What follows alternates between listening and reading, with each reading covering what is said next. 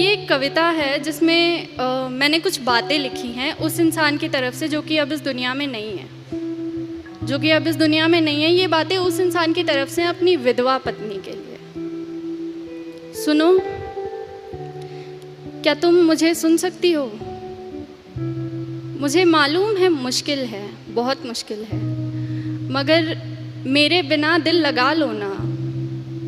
मुझे मालूम है मुश्किल है, मगर मेरे बिना दिल लगा लो ना। और मेरी एक हसरत है, पूरी करोगी कि मेरी कब्र पर आकर कभी तो मुस्कुरा लो ना। मैं यहाँ ठीक हूँ, बिल्कुल ठीक हूँ, बस तुम्हें बता नहीं सकता।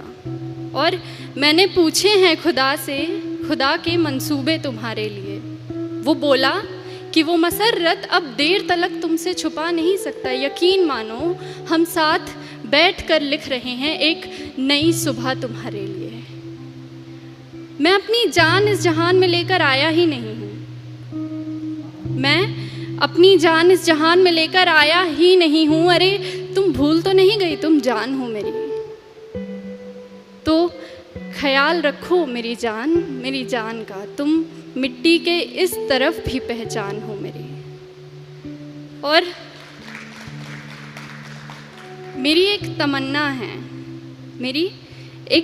तमन्ना है कि मेरी कब्र पर रखा फूल अपनी जुल्फों में लगाओ, संवर लो तुम।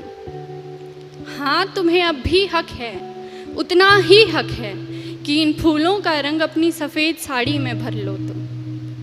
ये सुर्ख लाली आँखों की उतारो, जो आँखें रो रो कर लाल पड़ गई हैं, कि ये सुर्ख लाली आँखों की उतारो, फिर रुखसार पर सजाओ इसे। ये बिंदी तन्हा तन्हा है, अपने माथे पर ज़रा बिठाओ इसे। और कली के जैसे लब तुम्हारे बंद पड़े हैं, कली के जैसे लब तुम्हारे बंद पड़े हैं, वक्त है अब खिलने का, ये बताओ इसे। बेकसूर दिल को आखिर कब तक बेकस रखोगी यूँ? बेकस मतलब अकेला, कि बेकसूर दिल को आखिर कब तक बेकस रखोगी यूँ? किसी और से मिलना भी सिखाओ इसे।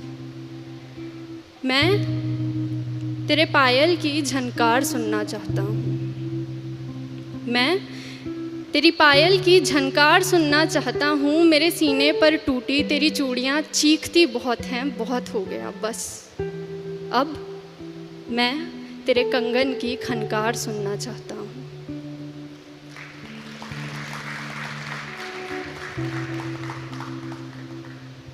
अब ठीक है ना, कोई बात नहीं, जिंदगी आखिर हम सब की मेहमान ही तो होती है।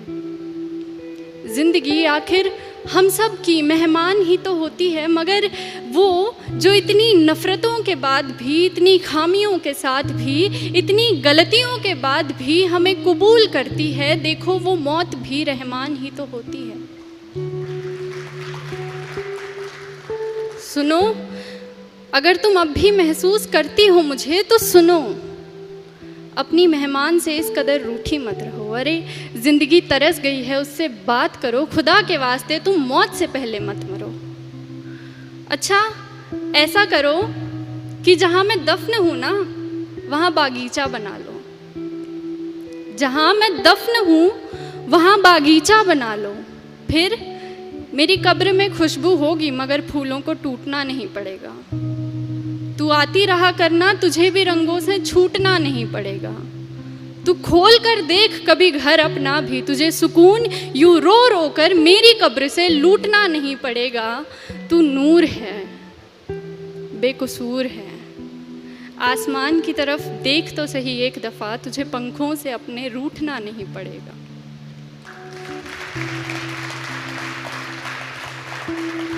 और ये आखिरी कुछ पंक्तियों में ना बातें तो अभी भी वो मरा हुआ इंसान उसी से कह रहा है, मगर इन पंक्तियों में एक सवाल है जो कि उस इंसान से नहीं है।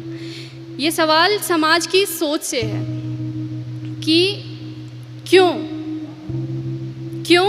सादा श्वेत लिबास मेरे मरने पर ही तुझे मिला? आखिर क्यों सादा श्वेत लिबास मेरे मरने पर ही तुझे मिला? तू मरती तो अपनी खुद की अर्थी पर भी लाल जोड़े में होती, तू जलती जलती खाक जोड़े में होती। मरती तो अपनी खुद की अर्थी पर भी लाल जोड़े में होती, तू जलती जलती खाक जोड़े में होती।